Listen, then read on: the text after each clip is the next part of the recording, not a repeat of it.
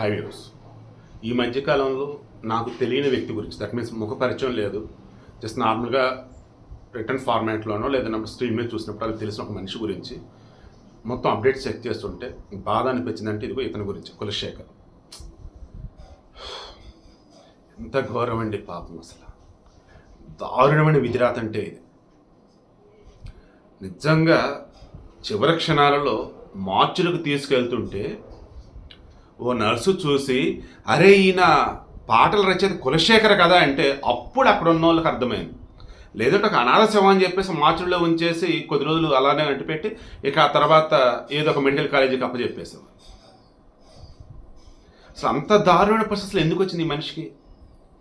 జైన్ సినిమాలో రాను రానంటూనే చిన్నదో సాంగ్ కానీ, తర్వాత నువ్వు నేనా మన ఉదయ్ కిరణ్ది గాజు ఆక పిల్ల మేం గాజులోళ్ళం కాదా అది కానీ, దేశం మనదే అని చెప్పేసి జై సినిమా కానీ, దేవుడే దిగి వచ్చిన స్వర్గమే రాసిచ్చిన సంతోషం కానీ, ఇలా చెప్పుకుంటూ పోతే ఒక్కసారి కులశేఖర్ సాంగ్స్ అని పట్టండి యూట్యూబ్లో, పిచ్చి లేపే సాంగ్స్ వస్తాయి. ఇంత బాగున్నాయి ఏంటని అనిపించింది.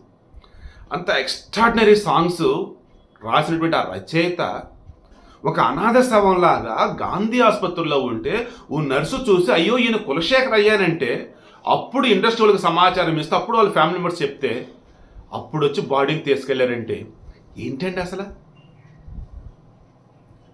మహామహోపాధ్యాయ అని చెప్పేసి పిలిపించుకునే కీర్తించబడేటువంటి గొప్ప మనిషి కడుపును పుట్టున్నాడు ఈ మనిషి. వీరిది సింహాచలం, విశాఖపట్నం పక్కన. ఈయన చదువు అంతా అయిన తర్వాత ఈనాడు జర్నలిజం స్కూల్లో జాయిన్ అయ్యారు. జర్నలిజం కెరీర్లో ఉంటుండగానే రచన పట్ల ఆసక్తి, సీతారామ శాస్త్రి గారి దగ్గర శిష్యరికం, అలా చేస్తున్న మూమెంట్లోనే మన ఉషా కిరణ్ మూవీస్ రామోజీ వాళ్ళే చిత్రం మూవీకి సంబంధించేసి వర్క్ నడుస్తున్న మూమెంట్లో ఇతను పాటలు రాస్తున్నాడు. ఎలా ఆర్పి పట్నాయకి పరిచయం అయినాడు, తేజకి పరిచయం అయినాడు, అలా పాటలు రాశాడు. ఊహల పల్లకీలో ఊరేగించనా, ఎక్స్ట్రాడినరీ ఉంటాయండి అసలు ఇతనివి. సో చిత్రంలో ఈ పాటలు కూడా నీకు మరికొన్ని పాటలు రాశారు. అలా ఎంట్రీ ఇచ్చి ఆ తర్వాత ఆర్పి పట్నాయక్, తేజ కాంబినేషన్ ఎన్నో సినిమాలకి సాంగ్స్ ఇచ్చాడు. ఘర్షణ సినిమాకి సంబంధించి ఒక చిన్న డైలాగ్ సంబంధించి చిన్న కొన్ని లైన్స్ రాశాడు ఇతను. సూపర్ అని నువ్వే ఇంకా సినిమా మొత్తం డైలాగ్స్ రాయని చెప్తే ఘర్షణ మూవీ, మన వెంకటేష్ గారి మూవీ, దానికి కూడా మాటలు రచయిత ఇతనే. ఇలా చెప్పుకుంటూ పోతే ఇండస్ట్రీలో కులశేఖర్ అంటే ఒక బ్రాండ్ ఒకప్పుడు. కానీ అకస్మాత్తుగా ఏమైంది అన్నప్పుడు మనకు అందుతున్న సమాచారం మేరకు ఒక హీరోయిన్తో, మరి అది ఎఫ్ఐఆరా లేదన్నప్పుడు ఆమె ఏదైనా చెప్పి మోసం చేసిందా, డోంట్ నో ఎగ్జాక్ట్లీ. ఆమె వల్ల ఈయన ఫైనాన్షియల్గా బాగా స్ట్రగుల్ అయ్యాడు. అనుకోకుండా కొంతమంది దగ్గర ఇబ్బంది పడ్డాడు. ఆ తర్వాత అనుకోకుండా ఒక ప్రమాదం, బ్రెయిన్కి కొంచెం డ్యామేజ్ అవటం, ఆ తర్వాత సైకలాజికల్గా ఇబ్బంది పడటం, ట్రీట్మెంట్ చేసిన నార్మల్ అవడానికి టైం పట్టింది.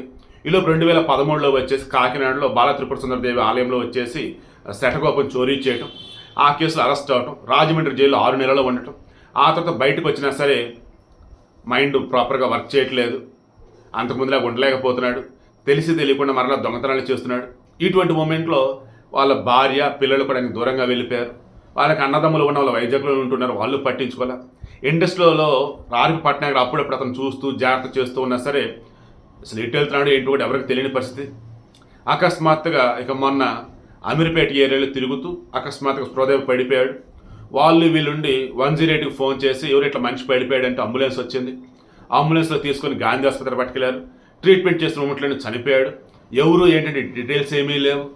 సో ఇంకా డెడ్ బాడీ వచ్చేసి అనాథ అనుకొని మార్చులో పెట్టిన మార్చులో తీసుకెళ్తుంటే దారిలో సినిమాలో చూపిస్తాను చూసారా, అలా తీసుకెళ్తూ ఉంటే ఎవరో ఏంటో తెలియనట్టు అకస్మాత్తుగా మనిషి ముఖం మీద గుట్ట తొలగిపోయింది. అప్పుడు వేరే చూసి ఒరే ఇతనా, అరే ఈమె అని చెప్పేస్తారంటూ నేను నర్సు అలాగే గుర్తుపెట్టింది, అరే కులశేఖర్ అయ్యా అని చెప్పేసి. ఇక అప్పుడు ఇండస్ట్రీ వాళ్ళకి సమాచారం ఇచ్చారు. సో ఈ వీడియోలో నేను చెప్పదలుచుకున్నది, దండం పెట్టి మరీ చెప్తున్నా, దయచేసి ప్రతి మనిషి ఫైనాన్షియల్ మేనేజ్మెంట్ అనేది నేర్చుకోండి. డబ్బు ఎట్టి పట్ల మీ చేతిలో ఉన్నప్పుడు దాన్ని కాపాడుకోండి, భవిష్యత్తు కోసం దాచి ఉంచండి. మనకంటూ ఒక కుటుంబం ఉందంటే ఫస్ట్ ప్రయారిటీ వాళ్ళకే ఇవ్వండి. అండ్ ఇంతకుమించి నేను ఏం చెప్పదలుచుకోవట్లా. కులశేఖర్ మరణించిన విధానం చూస్తే ఒక భగవంతుడా అనిపిస్తుంది నాకైతే. ఇంత దారుణంగా చనిపోవటం అసలు కనాదలాగా. ఇండస్ట్రీలో ఎంతోమంది దగ్గర ఎంతో గొప్ప పేరు తెచ్చుకున్నాడండి.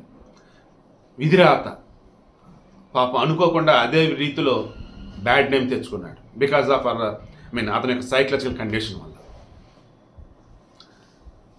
మేబీ ఈ వీడియో వచ్చే సమయానికి అంత్యక్రియలు కూడా జూబ్లీస్లో మహాప్రస్థానంలో కంప్లీట్ అవ్వచ్చు. అంత్యక్రియలకు ఎవరెవరు వచ్చారు ఏంటి అనేది మీరు ఆల్రెడీ టీవీలో చూస్తారు కాబట్టి కనీసం ఇప్పుడైనా అతనికి నివాళి అనేది ప్రాపర్గా ఇండస్ట్రీ నుంచి వచ్చిందా లేదా కింద కామెంట్లో తెలియచేయండి.